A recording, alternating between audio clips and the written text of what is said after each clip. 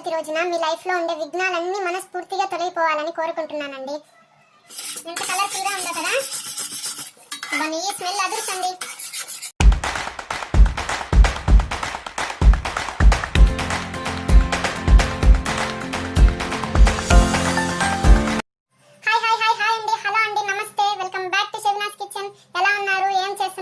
నేనైతే ఎప్పటిలాగే చాలా చాలా చాలా బాగున్నానండి. మీరు కూడా చాలా చక్కగా ఉండాలని కోరుకుంటున్నాను. ఓకే ఓకే ముందుగా అందరికీ అడ్వాన్స్ గా వినాయక చవితి శుభాకాంక్షలండి. అడ్వాన్స్ గా ఎందుకని చెప్తున్నానంటే నేను ఒక రోజు ముందే ఈ వీడియో షూట్ చేస్తున్నాను, అందుకని చెప్తున్నానండి. అడ్వాన్స్ గా మీ అందరికీ వినాయక చవితి శుభాకాంక్షలు. ఈ వినాయక చవితి రోజున మీ లైఫ్ లో ఉండే విఘ్నాలన్నీ మనస్ఫూర్తిగా తొలగిపోవాలని కోరుకుంటున్నానండి. మరి ఈ రోజు వంట ఏందో తెలుసుకుందామా? వినాయక చతుర్థి కదండి, వినాయకుడికి చాలా చాలా ఇష్టం అండి స్వీట్స్ కదా. మరి స్వీట్ రెసిపీయే చేసుకోవాలి కదా, ఎప్పుడు చేసే రొటీన్ బోరింగ్ గా ఉండే రెసిపీస్ కాకుండా ఈ రోజు ఒక కొత్త స్వీట్ రెసిపీ నేర్చుకున్నామండి. మరి ఏమేమి కావాలో ఆ రెసిపీ ఏంటో ఎలా తయారు చేయాలో చూద్దామా? హాఫ్ కప్ కార్న్ ఫ్లోర్ అండి, దానికి సరిపడా 1 కప్ షుగర్ తీసుకోవాలి. నెక్స్ట్ కొద్దిగా కలర్ఫుల్ గా ఉండాలి కదండి ఫెస్టివల్ కి మన స్వీట్. నెక్స్ట్ ఒక 2 టేబుల్ స్పూన్స్ నెయ్యి అండి. నెక్స్ట్ ఒక half table spoon lemon juice అండి. నెక్స్ట్ ఒక కప్పు వాటర్, దీన్ని నేను పైకి ఎత్తి చూపించలేనండి, చిన్నపోతాయి. నెక్స్ట్ ఇలా క్రష్ చేసి పెట్టుకోవాలండి, ఒక 5 ఇలాచి క్రష్ చేసి పెట్టుకుంటే సరిపోతుంది. మరి ప్రాసెస్ ఏంటో చూద్దామా? ఇలా కొద్దిగా వాటర్ వేసుకుంటూ ఉండలు పట్టకుండా మన కార్న్ ఫ్లోర్ ని బాగా కలుపుకోవాలండి. చూసారా, ఇలా బాగా ఉండలు లేకుండా బాగా కలుపుకునేయాలండి. చూడండి, మిల్క్ లాగే ఉంది కదా చూడడానికి. నెక్స్ట్ ప్రాసెస్ ఏంటో చూసేద్దాం.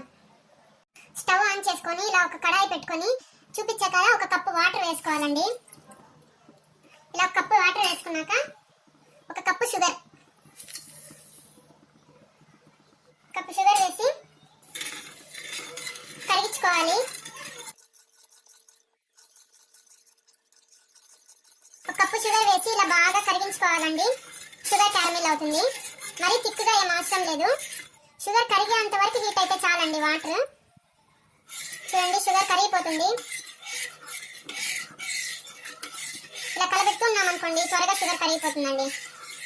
చూసారు కదా, ఇలా షుగర్ అంతా కరిగిపోయిన తర్వాత మన కార్న్ ఫ్లోర్ వాటర్ ఉన్నాయి కదా వేసేసుకోవాలి. అవును, ఇంతకీ దీని పేరు చెప్పడం మర్చిపోయా కదా. ఈరోజు చేసుకునే వంటకం సరే లాస్ట్ లో చెప్తానండి, అయ్యాక మీకే తెలిసిపోతుందిలేండి.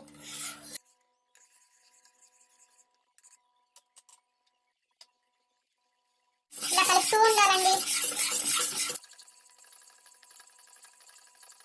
ఈ స్టేజ్ లో ఫుడ్ కలర్ వేసేసుకోవాలి. వేసుకొని బాగా ఇలా కలుపుకోవాలండి. ఎంత కలర్ఫుల్ గా ఉందో కదా. ఇలా ఫుడ్ కలర్ వేసేసాక మనం ఇలాచి పెట్టుకున్నాం కదా, అది కూడా వేసేసుకోవాలండి.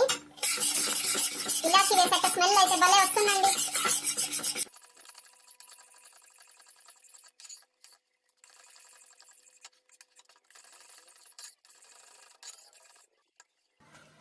చూడండి ఎంత జల్లీగా ఉందో.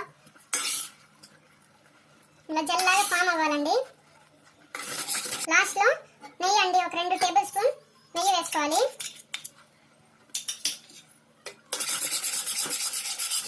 నెయ్యి స్మెల్ అదురుతుంది. ఈ స్టేజ్కి వచ్చాక కొద్దిగా లెమన్ జ్యూస్ యాడ్ చేసేసుకోవాలి.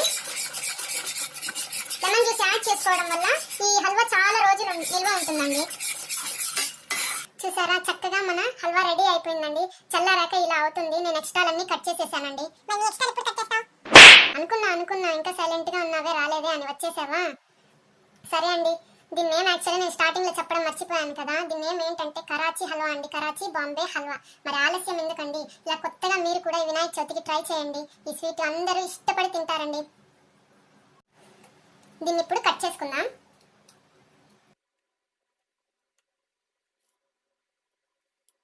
బాబాలే కట్ చేసేసాను.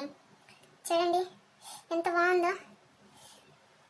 కెమెరాలో ఎలా కనిపిస్తుందో నాకు తెలియదు కానీ ఇక్కడ మాత్రం భలే ఉందండి. చూడండి, మన కరాచీ హల్వా రెడీ. ఇంకా ఆలస్యం ఎందుకండి, మీ నా ఫేవరెట్ సెగ్మెంట్ కదా, టేస్టింగ్ సెగ్మెంట్. టేస్ట్ చేసేద్దామా?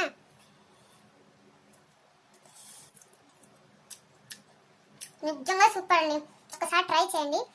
ట్రై చేసిన తర్వాత ఎలా వచ్చిందో నాకు కమెంట్ చేయండి. కమెంట్ మర్చిపోతున్నారండి. కమెంట్ చేస్తేనే నెక్స్ట్ మీకు ఏం రెసిపీ కావాలో నాకు తెలుస్తుందండి. మీకు ఏమేమి రెసిపీస్ కావాలో అది కూడా కమెంట్లోనే తెలియజేయండి. మరి హల్వా నచ్చిందా? నచ్చితే లైక్ కొట్టండి, మీ ఫ్రెండ్స్ అందరికీ షేర్ చేసేసేయండి. అలాగే ఇలా కొత్త కొత్త వీడియోస్ చూడాలంటే మన ఛానల్ని సబ్స్క్రైబ్ చేసుకొని ఆ పక్కనే ఉన్న గంట సింబల్ని నొక్కాలండి. నొక్కితే నోటిఫికేషన్స్ వచ్చేస్తాయండి మన వీడియోస్. మళ్ళీ ఇంకో కొత్త రెసిపీతో ఇంకో కొత్త వంటకంతో మన కిచెన్లో కలుస్తానండి. అంతవరకు బాయ్ బాయ్.